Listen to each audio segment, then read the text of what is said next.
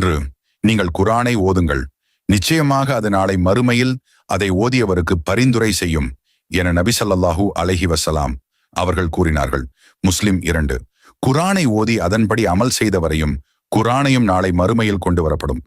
குர்ஆனின் 2 சூறாக்கள் அல் பஹரா, ஆல் இம்ரான் முன் வந்து அந்த 2ஐயும் ஓதியவருக்காக அல்லாஹ்விடத்தில் வாதாடும் என நபி ஸல்லல்லாஹு அலைஹி வஸல்லம் அவர்கள் கூறினார்கள். முஸ்லிம் 3. உங்களில் சிறந்தவர்கள் குர்ஆனை கற்று அதை மற்றவர்களுக்கும் கற்றுக் கொடுத்தவர் என நபி ஸல்லல்லாஹு அலைஹி வஸல்லம் அவர்கள் கூறினார்கள். புகாரி 4. குர்ஆனை உரிய முறையில் ஓதி அதன்படி செயல்பட்டவர் நாளை மறுமையில் சங்கையான உயர்ந்த மலக்குகளுடன் இருப்பார்.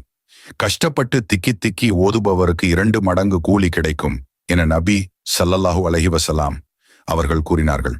புகாரி முஸ்லிம் 5. அல்லாஹ்வுடைய வேதத்திலிருந்து குர்ஆனிலிருந்து யார் ஒரு எழுத்தை ஓதுகின்றாரோ அவருக்கு ஒரு நன்மை கிடைக்கும். ஒரு நன்மை செய்தால் அதை 10 மடங்காக்கப்படும். அலிஃப், லாம், மீம் என்பது ஒரு எழுத்து என்று நான் சொல்ல மாட்டேன். அலிஃப் என்பது ஒரு எழுத்தாகும், லாம் என்பது ஒரு எழுத்தாகும், மீம் என்பது ஒரு எழுத்தாகும் என நபி அவர்கள் கூறினார்கள். எவருடைய உள்ளத்தில் குர்ஆனில் கொஞ்சம் கூட மனனம் இல்லையோ அவருடைய உள்ளம் பாழடைந்த வீட்டை போல் என நபி கூறினார்கள். திர்மிதி விளக்கம்.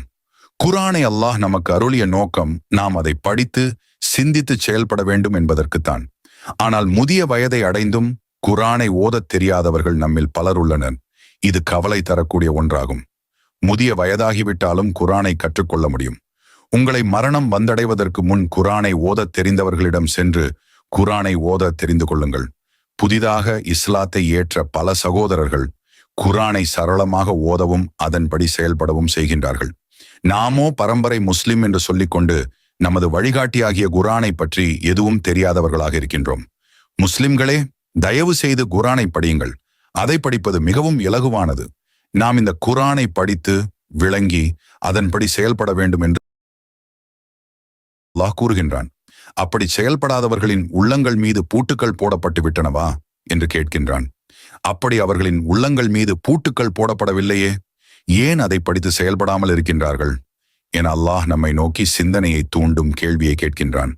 ஆகவே அன்புள்ள சகோதர சகோதரிகளே, குர்ஆனை அதிகம் ஓதுங்கள்.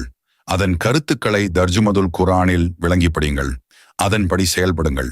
ஒரு எழுத்தை ஓதினால் குறைந்தது 10 நன்மை கிடைக்கின்றது. ஒரு நாளைக்கு எத்தனை எழுத்துக்கள் படிக்க நமக்கு வாய்ப்பு இருக்கிறது? அதன் நன்மைகளை நம்மால் கணக்கிட முடியுமா? சந்தர்ப்பத்தை தவற விடாதீர்கள்.